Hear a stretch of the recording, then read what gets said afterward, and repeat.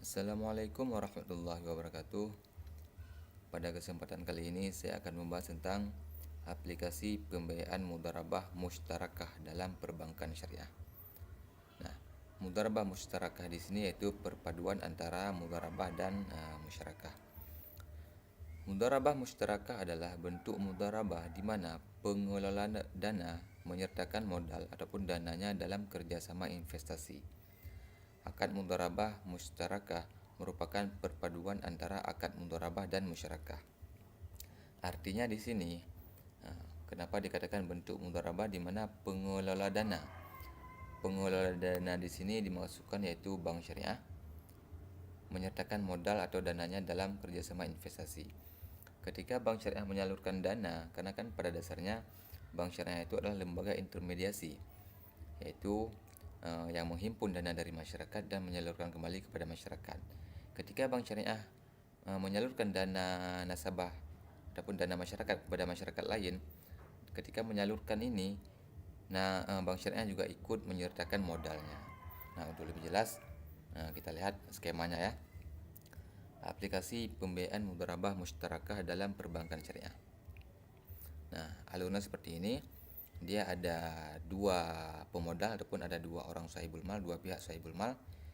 Yang pertama yaitu nasabah pendanaan, berarti ada modalnya nasabah pendanaan dan juga ada modalnya bank syariah. Artinya di sini bank syariah multifungsi. Yang pertama, antara nasabah pendanaan dengan bank syariah bertindak sebagai pengelola modal. Nah, maka dari situ dikatakan ketika bank syariah menyalurkan kembali kepada mudharib ataupun pengelola lainnya, bank syariah di sini juga mengikut sertakan modalnya. Nah, alurnya seperti ini. Nasabah pembiayaan ataupun mudharib mengajukan pembiayaan modal kerja kepada bank syariah menggunakan akad mudharabah. Nah, kemudian apabila disetujui maka akan dilakukannya akad mudharabah, di mana di dalam akad ini dituangkan usaha apa yang akan dijalankan, jangka waktu pembiayaannya, beserta nisbah keuntungannya juga harus dijelaskan. Kemudian kita anggap saja di sini modal yang dibutuhkan yaitu misalnya ini ya, dapat dilihat modal yang dibutuhkan 100%, karena kan di dalam mudharabah 100% modal harus ditanggung oleh sahibul mal.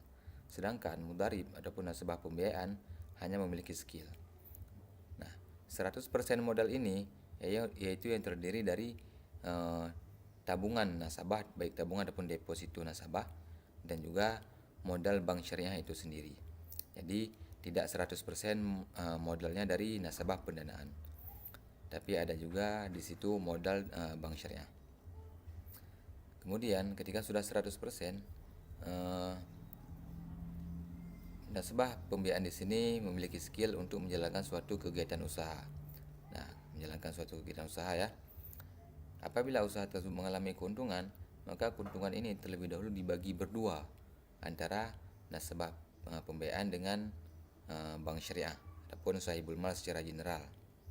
Nah, kemudian sahibul mal ini pembagiannya baru dibagi dua lagi antara nasabah pendanaan dan bank syariah. Nah, untuk lebih jelas lagi kita lihat pembagian keuntungannya ya. Pembagian keuntungan dalam mudharabah mushtarakah. Nah, karena ketika kita cuma membahas teorinya tanpa ada ke contoh kasusnya, itu sangat susah untuk kita pahami ya. Di sini ada modal nasabah pendanaan 25.000 dan nasabah modal bank syariah juga 25.000 ya. Artinya ada dua sahibul mal di sini. Sahibul mal atau sahibul mal 1 ataupun SM1 di sini yaitu nasabah pendanaan, dan SM2 yaitu ataupun sahibul mal yang kedua yaitu bank syariah. Dijumlahkan kedua ini yaitu sebesar 50.000. Nah, sedangkan nasabah pembiayaan dia cuma memiliki skill untuk mengelola suatu usaha. Berdasarkan kesepakatan di awal akad, nisbah yang ditentukan yaitu 30-70. Artinya 30% ini menjadi milik sahibul mas secara general dulu, dan 70% menjadi milik nasabah pembiayaan. Kemudian karena 30% ini menjadi haknya ataupun miliknya sahibul mal secara general, kita lihat sahibul malnya ada berapa orang, adapun ada berapa pihak. Ketika sahibul malnya ada dua pihak, artinya 30% ini dibagi dua lagi, artinya masing-masing sahibul mal di sini yaitu persentase nisbahnya 15%. Nah, di sini dapat kita lihat pada awal akad modal yang dikeluarkan yaitu 50.000. Dalam jangka 3 tahun, nilai proyek tersebut bertambah menjadi 120.000.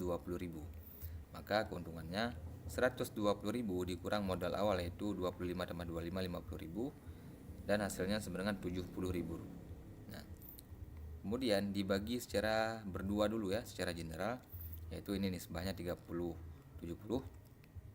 30% untuk sahibul mal, berarti 70% dari 30% ya, 30% dari 70.000 yaitu 21.000. Kemudian baru dibagi dua lagi karena sahibul malnya ada dua orang ataupun dua pihak. 21.000 dibagi dua yaitu 10.500 untuk 10.500 keuntungan untuk nasabah pendanaan dan 10.500 keuntungan untuk bank syariah. Sedangkan nisbah keuntungan untuk nasabah pembiayaan di sini yaitu 70%. Berarti 70% dari 70.000 yaitu sebesar 49.000.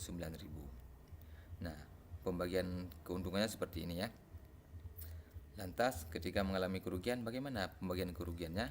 Nah, ketika mengalami kerugian, alurnya seperti ini. Modalnya tidak sama ya, cuma bedanya di sini. Ketika nilai proyek yang awalnya yaitu 50.000, akan tapi setelah 3 tahun turun menjadi 20.000 yang pastinya mengalami kerugian. Lantas perhitungannya 20.000 dikurang dengan modal awal yaitu 50.000, hasilnya yaitu 30.000. Berarti kerugiannya 30.000. Maka kerugiannya ditanggung secara berdua yaitu 15.000 kerugian ditanggung oleh nasabah pendanaan dan 50.000 kerugian ditanggung oleh bank syariah. Sedangkan nasabah pembiayaan di sini dia tidak mengalami ataupun ikut menanggung kerugian dari segi modal ya. Nah, dengan ketentuan kerugian ini bukan disebabkan karena unsur kesengajaan nasabah pembiayaan ataupun adanya unsur kelalaian dari nasabah pembiayaan. Apabila dua unsur tersebut dipenuhi, maka kerugian ditanggung oleh sahibul mal. Sedangkan apabila kerugian tersebut disebabkan oleh kelalaian nasabah pembiayaan adapun adanya unsur kesengajaan nasabah pembiayaan, maka kerugian ditanggung oleh nasabah pembiayaan. Nah, seperti itu ya ketentuannya. Untuk pembahasan-pembahasan lainnya akan saya bahas pada video-video berikutnya. Wassalamualaikum warahmatullahi wabarakatuh.